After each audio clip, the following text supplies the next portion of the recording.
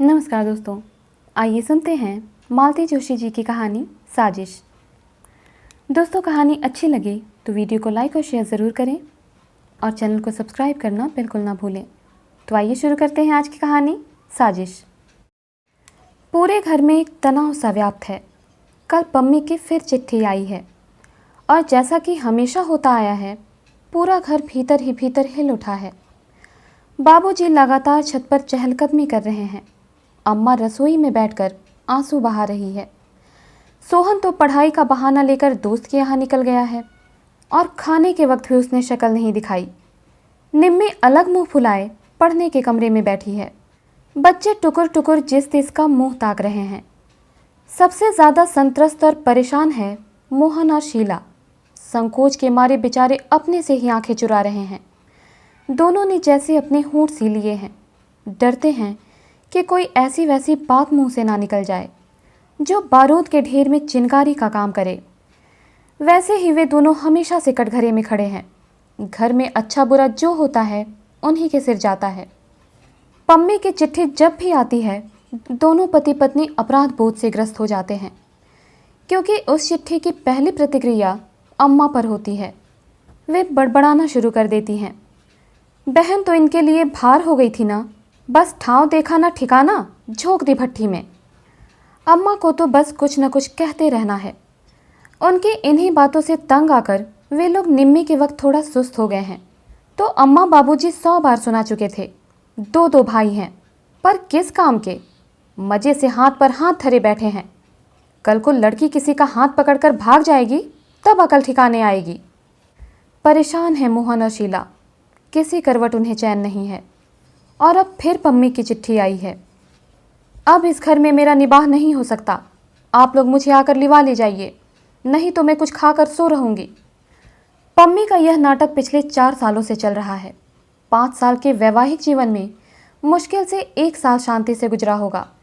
पता नहीं कब क्या हो जाता है और वह अपनी लड़की को गोद में उठाकर यहाँ चली आती है। शुरू में तो सब उसे हाथों हाथ लेते थे। सबको उससे सहानुभूति भी थी। बाबूजी खुद जाकर 2-4 बार समधी जी से बेटी के किए अनकिए अपराधों की माफ़ी मांगाए।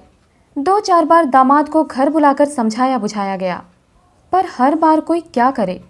अब तो खींच सी होने लगी है। पम्मी जब भी आती है, घर का बना बनाया रूटीन तहस नहस हो जाता है। बजट की धज्जियाँ उड़ जाती है। शीला तो उन दिनों अपने सारे अरमानों की और भावनाओं की गठरी बनाकर मन के एक कोने में पटक देती है, क्योंकि और सब लोग तो अपने अपने काम से बाहर निकल जाते हैं। पम्मी की दर्द भरी दास्तान और अम्मा के ताने उसी के हिस्से में आते हैं। यह तो वह किसी तरह सह भी जाती है, पर जब उसके फूल से बच्चे उपेक्षा का शिकार होने लगते हैं तो उसका खून खौल जाता है।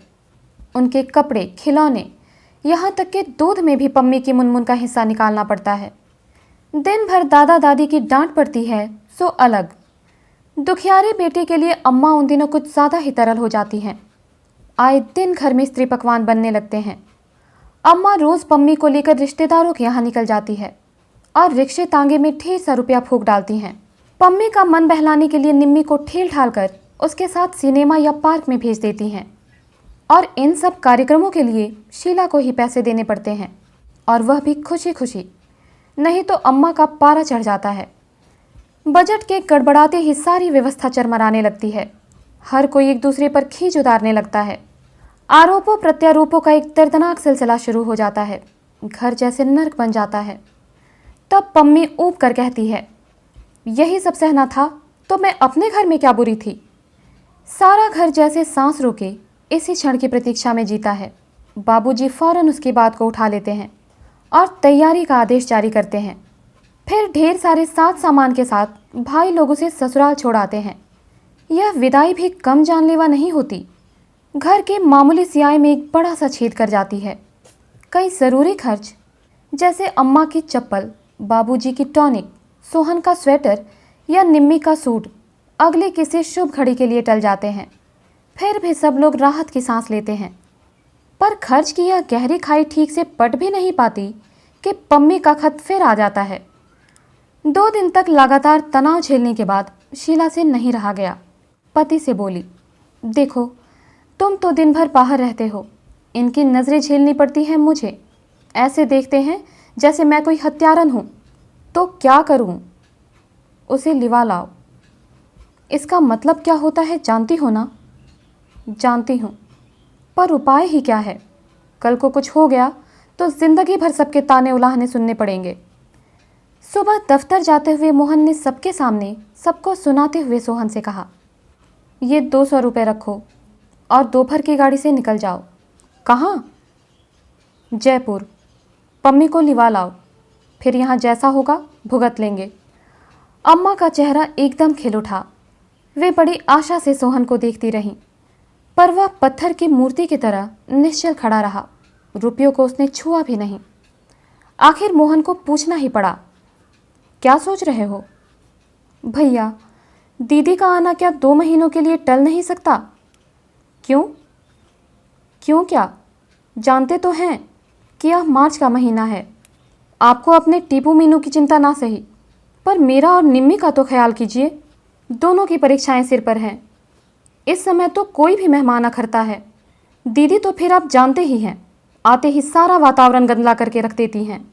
घर में पाँव देने की इच्छा नहीं होती। पढ़ाई क्या खाक होगी? आप तो खुशकिस्मत हैं छोटे भैया। निम्मी ने सुर मिलाया। घर में पाँव देने की इच्छा ना हो तो दोस्त के घर जाकर पढ़ सकते हैं। हम क्या करें? दीदी आती हैं तो कितना काम फैल जाता है। वे तो किसी काम में हाथ नहीं लगाती, बस दिन भर बैठी पिसुरती रहती हैं। अपनी बिटिया तक तो उनसे संभलती नहीं, उसे भी हम पर थोप देती हैं। अम्मा एकदम हतप्रभ थी। तुम दोनों को अपनी सगी बहन भी जहर लग रही है? वाह रे कलजुग। मगर शीला खुश थी। अच्छा हुआ कि अम्मा जी जान तो गई कि पम्मी का आगमन सारे घर के लिए कितना अनचाहा अध्याय है। सबसे ज़्यादा खुशी तो इस बात की थी कि जो कुछ कहा सोहन ने कहा, निम्मी ने कहा। मोहन और शीला के सिर कोई बुराई नहीं आई। उसके बाद वह प्रसंग एक तरह से समाप्त हो गया था। बाबूजी ने पम्मी को लिख दिया कि बच्चों की परीक्षा के बाद वे खुद आकर उसे लिवा ले जाएंगे। इसी आशय का एक अनुरोध पत्र उन्होंने समधी जी को भी लिख दिया था। मोहन से कह दिया था कि एकाध पत्र बहनोई को भी लिख दे, हम उम्र है दोनों। 2 बातें वह प्यार से समझा देंगे। लेकिन इस बार पम्मी ने किसी का इंतज़ार नहीं किया। वे छुटकारे की सांस ठीक से ले भी ना पाए थे कि वह रोती चीखती आ पहुंची। उसे देखते ही सबके चेहरे फक पड़ गए। उस दिन घर में उत्सव का सा वातावरण था। मोहन ने अपने एक परिचित को सपरिवार आमंत्रित किया था। यह निमंत्रण अनायास या अहेतुक नहीं था। निम्मी के लिए उस घर में बात चलाने की योजना थी। वे लोग इस बहाने घर और निम्मी को देख लें, यही इच्छा थी। घर को उस दिन विशेष यत्न से संवारा गया था। निम्मी भी सजी धजी गुड़िया से बैठी थी, इतनी चुप चुप जैसे कि मुंह में जुबान ही ना हो। और सबने भी अपनी बेहतरीन पोशाकें पहनी थी। शीला ने जिद करके सास को भी कलफ लगी साड़ी पहना दी थी और वे मिस्री की डली बनी मेहमानों से बतिया रही थी। बाबूजी सबके बीच में चुपचाप बैठकर सामने वाली पार्टी को आंक रहे थे, परख रहे थे। शीला रसोई में व्यस्त थी। सोहन बाजार के चक्कर काट रहा था और मौका लगते ही बहन को चिकोटी काट लेता था। माहौल खुशी से सराबोर था कि पम्मी घर में भूचाल की तरह दाखिल हुई। आते ही उसने बुक्का फाड़कर रोना शुरू कर दिया। मुझे वहाँ भट्ठी में झोंककर यहाँ सब बैठकर गुलछर्रे उड़ा रहे हैं। इतनी चिट्ठियाँ लिखी पर कोई झांकने भी ना आया। किसी को परवाह नहीं है कि पम्मी जिंदा है या मर गई।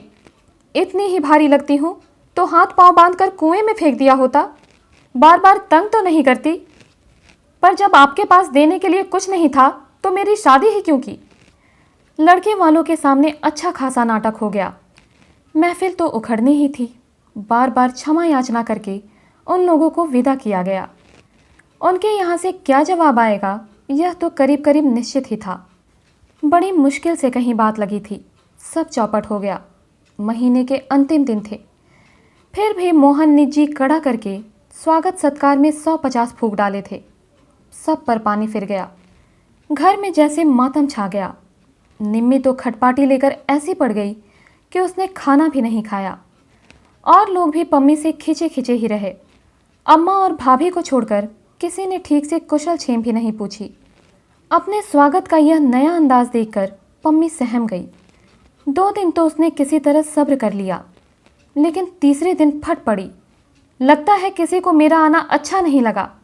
पहले से जानती तो यहाँ आती ही क्यों?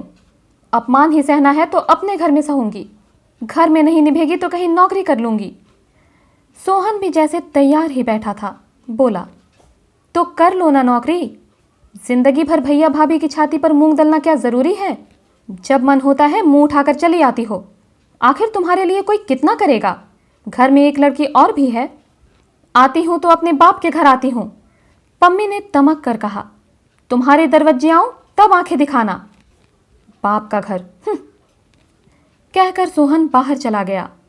वह अपने दिल का गुबार निकाल चुका था। सुखी है सोहन, अविवाहित है, इसीलिए मन की बात बेरोक टोक कह डालता है। कोई यह नहीं कह सकता कि बीवी ने उसके कान भर दिए हैं। अपमान से पम्मी के आंसू निकल आए। सबसे ज़्यादा दुख तो इस बात का था कि सोहन इतनी बड़ी बात कह गया और बाबूजी कुछ नहीं बोले, जिनके बल पर वह अकड़ रही थी। कानों में रुई दिए वे चुपचाप छत की कड़ियां गिनते रहे। बाबूजी, उसने कातर स्वर में पुकारा। सब सुन रहा हूँ बेटे, बाबूजी ने उसी तरह छत की ओर निर्निमेष देखते हुए कहा। पर सच बात तो यह है बेटा कि अब तुम्हारे बाप का घर कहाँ रहा। सब तो चूक गया। पेंशन जो मिलती है वह दवाइयों के लिए ही पूरी नहीं पड़ती। बेटे के भरोसे पर जी रहा हूँ। अपनी लंबी चौड़ी गृहस्थी उसके गले मढ़कर बैठ गया हूँ। उसका बोझ और कितना बढ़ाऊँ? बाबूजी, लेकिन पम्मी बेटे, हम लोग तुम्हारे जन्म के जिम्मेदार हैं। कर्म तो तुम्हें अपने खुद ही झेलने होंगे। सुख दुख जो भी हो अपने ही घर में सहो बिटिया। कल को तुम यहाँ आकर बैठ जाओगी तो बताओ, निम्मी को कौन स्वीकारेगा? पम्मी के सारे सवाल चुक गए थे और शायद उत्तर भी। 3-4 दिन बाद पम्मी को सोहन के साथ गाड़ी में बिठाकर लौटे तो बाबूजी को ऐसा लग रहा था जैसे बेटी को अंतिम विदा दे आए हों। अगर कल को कुछ हो गया, पम्मी के ससुराल वालों ने यदि सचमुच कोई षड्यंत्र रच डाला, तो वे भी उससे बरी नहीं हैं। इस साजिश में वे भी बराबर के हिस्सेदार हैं। तो दोस्तों, उम्मीद करती हूँ कहानी आपको पसंद आई होगी। इसी प्रकार की और कहानियों के लिए हमारे साथ जुड़े रहें। मिलती हूँ अगली कहानी के साथ। तब तक के लिए धन्यवाद।